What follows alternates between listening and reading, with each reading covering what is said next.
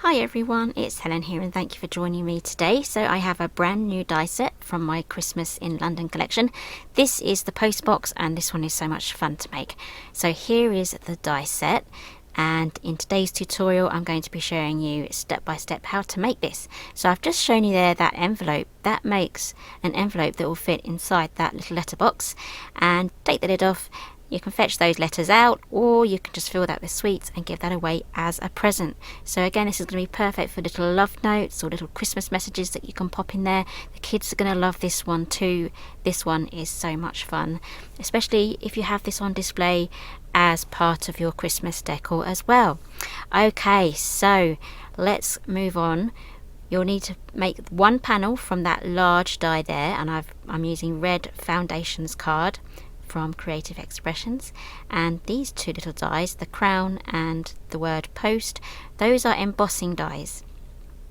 So I'm just getting ready for those, and that is what's going to cut the letterbox out, that little staple shaped there, and this one is the frame for the outside of the letterbox.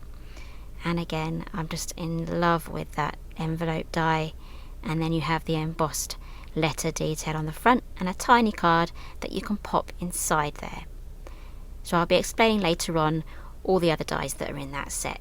So first off, we're going to tape on everything. So you're going to be needing a large format die cutting machine for this. And there are some notches at the bottom, and there's some notches at the top as well.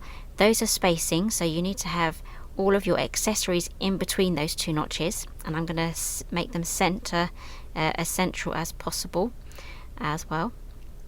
Again, make sure your letterbox is the right way around, or otherwise you're going to have an upside down postbox.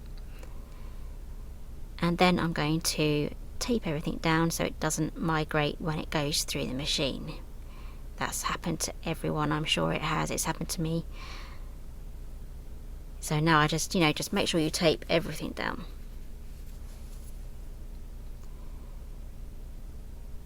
And if you wish, you can use an embossing mat with these as well, but I'm just going to just run them through as is.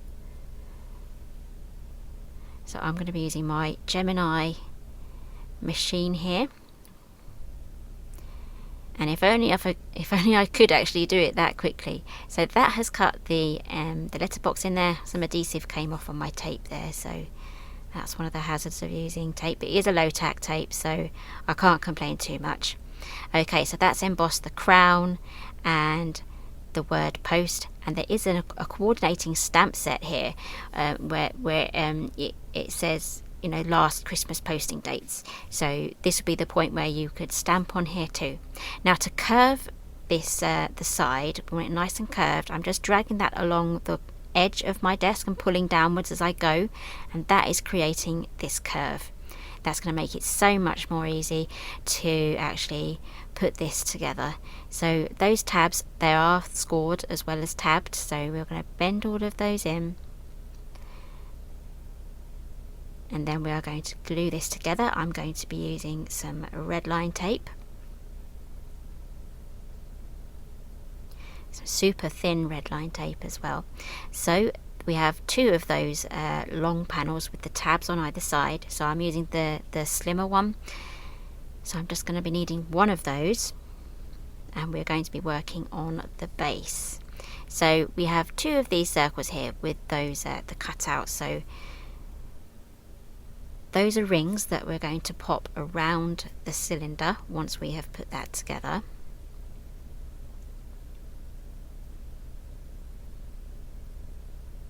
So I'm just grabbing out my whiteboard here because I have a black background and I'm working with black cardstock, and you need to be able to see what I'm doing. So we're going to be living with this little white mat for the most of the remainder of this video, just so that you can see what I'm doing. So I'm folding everything down, and then we're just going to do a quick dry run here.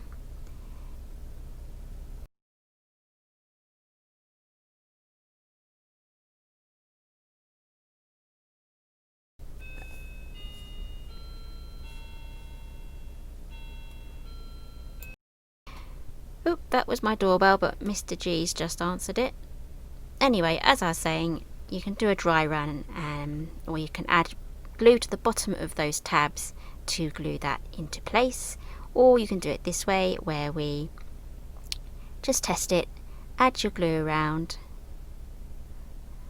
I estimated it needed that much distance and that much glue.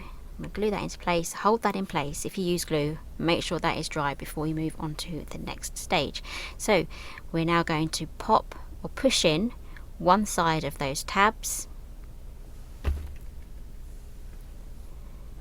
and then turn that over, and then the top tabs, I want them pointing upwards as much as possible so that we can pop in that circle nice and easily.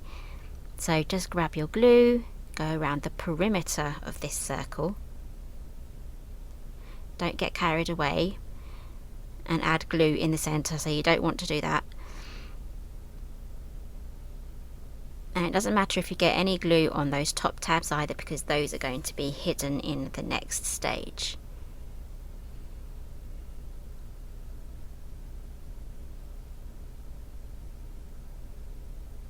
Okay, so press all of that down.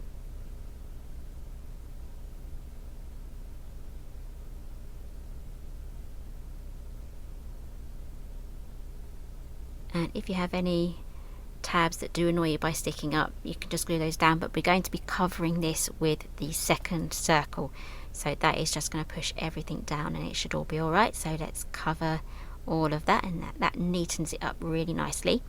Give that a good pressing too. And there we are, that's our base, almost done. So squish those down a little bit, just so that they're kind of just sloped slightly.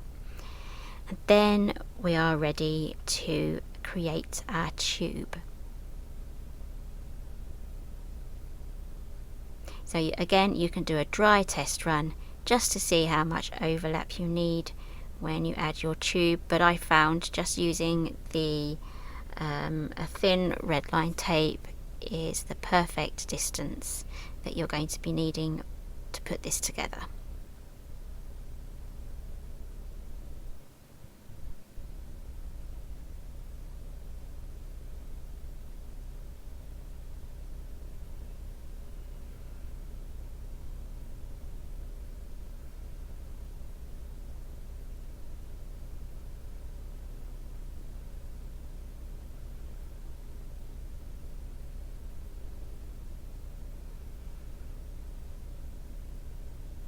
Okay, so just trim that off. If you do a little bit of a boo-boo like I did, just pull that off. Press that down with a bone folder. It really presses the adhesive into the cardstock, and then you can lift that off really easily. And then just line up the top. So it may take you a little while there to get the right position. It also kind of wants to spring out of place, so you show that cardstock who's boss. And then just line everything up, top and bottom, trying to make sure you get the same amount of space top and the bottom, and then you can sort out the middle section. And then I'm just going to grab my ruler and give that a squish.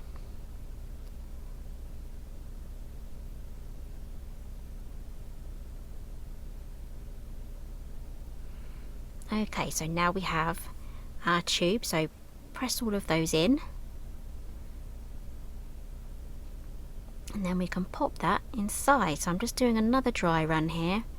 So I would recommend the first time you make this die set to just do a practice run just out of plain white cardstock or scrap card, something that's quite sturdy, just so that you get a feel of how this goes together. I don't really want anyone to be wasting any cardstock with their first try if you're not too confident giving this a go first time. So definitely have a practice run for this. So I'm just adding the glue there, and I'm just finding the seam at the back and lining up that with the seam on the cylinder, and then I'm going to set that to dry.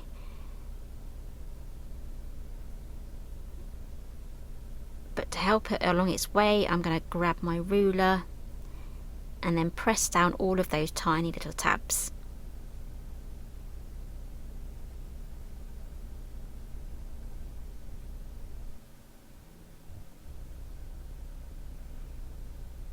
Okay, so moving on to the second circle there. So that slides over the top, and when you draw them together it kind of creates a dome shape, so you can have it facing upwards or downwards. So we're going to be having that facing downwards to take on the shape of the base.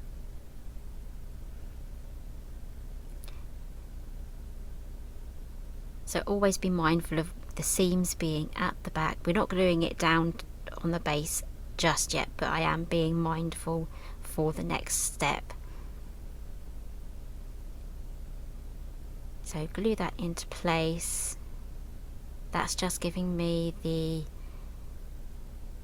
shape there I need to have that over there, and I'm not getting it too loose and not too tight. It's just right for me to just, I can slide that up and down now, and then I'm just going to add my glue all the way around the sloped base.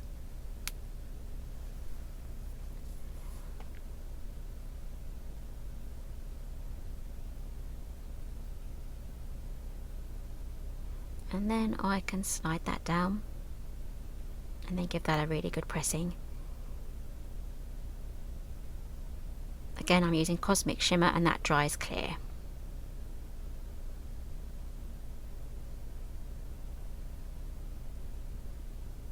And that's the base done.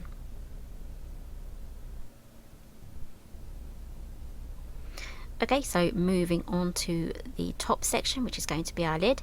We are using the wider one of those two dies.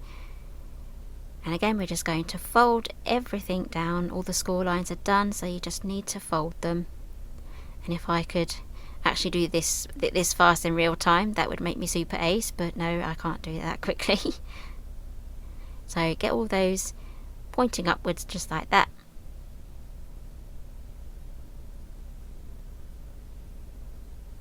And then we have two more of these circles here. So this one we're doing slightly differently from the bottom section. This one needs more room to move on and off because that is going to be the lid section. So if it's too tight, it's really going to cause a bit of drag on popping that on and create some sort of a vacuum. So it's going to be really hard for it to slip on and off. So if you can see the kind of gap there that I'm leaving, it's not too gappy, it's not too tight, it's just right. There's a good amount of space there for the lid to come on and off. So I'm going to glue that and hold that into place, and then we are going to work on this section. So I am going to work together with that ring that I've just made to get the right size.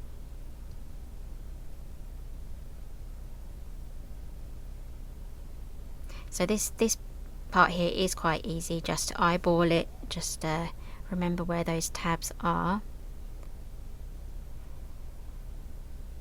So again, if you want to use a glue gun for this just to make it super quick, you can do.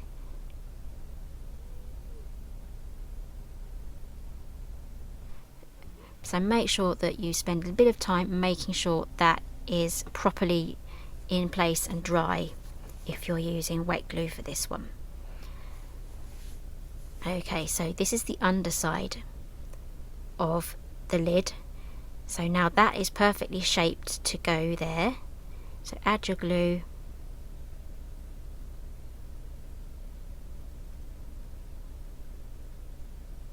And then pop that on.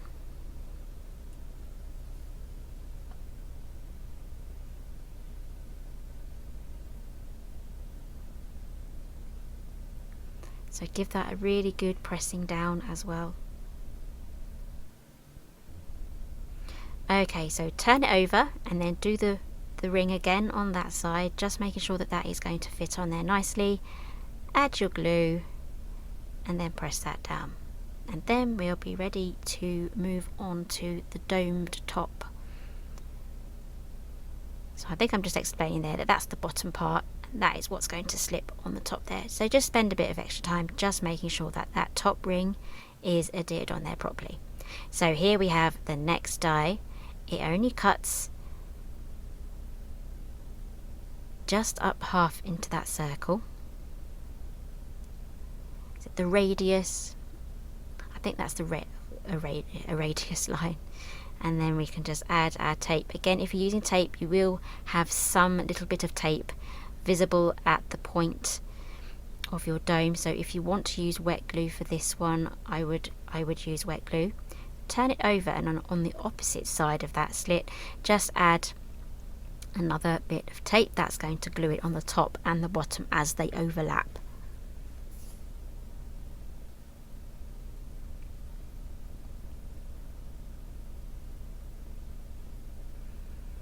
And one thing you need to do here is press that down with the bone folder. I still have a bit of trouble lifting up that tape, so I don't think I pressed it down hard enough.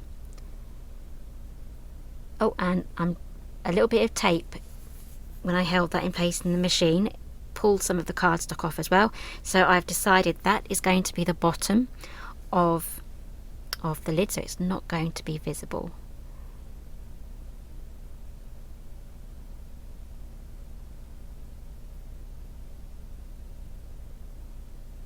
And then I'm going to pop that on the curved top, so that is sloped now, so I can then shape that as I place it on top, just so that it's going to be a really good fit. So this is basically custom fitting our lid as we put it together. So give that a good pressing. We now have a sort of a very wide witch's hat. So now we can glue that piece onto the lid section.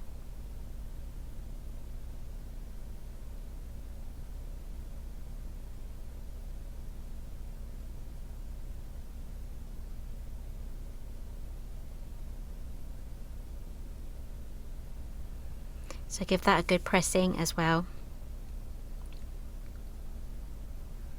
And then that is the lid section done, all lovely and shaped. And that is going to slide on there nicely.